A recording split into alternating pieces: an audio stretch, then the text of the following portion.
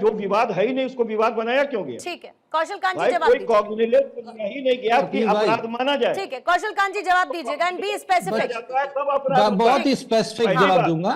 जवाब दीजिए।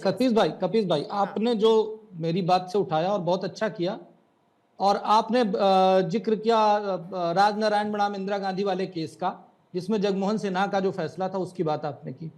वो फैसला चुनाव कब हुआ था कपीस भाई? 72 का चुनाव था, 75 में फैसला आया था। इसी तरह का कामना हुआ होगा अगर हम मान लेते हैं कि जयंती नटराजन जैसा केस था, चुनाव का मामला था, उस समय भी वही हुआ था ना, क्योंकि कानून तुरंत रिट नहीं एक्सेप्ट करता है। सुप्रीम कोर्ट में डायरेक्ट रिट नहीं हो सकती। आप तो वकील है भाई। और उसके बाद क्या हुआ था? कौन कह दिया? उसके बाद नहीं हो सकता है। अरे सुनिए ना, तो सुप्रीम कोर्ट ने गलत डिसीजन लिया। अरे वकील साहब, आप बड़े वकील हो, फिर सुप्रीम कोर्ट ने गलत जजमेंट लिया आज। यही कहना चाहते हो ना आप?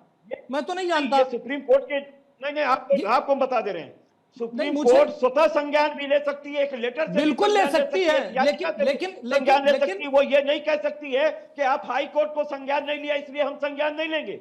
ये इनजस्टिस की बात मत कीजिए। आप हमारे विधि के अंदर जो प्रक्रिया दी हुई है उसका गलत इस्तेमाल कर रहे हैं।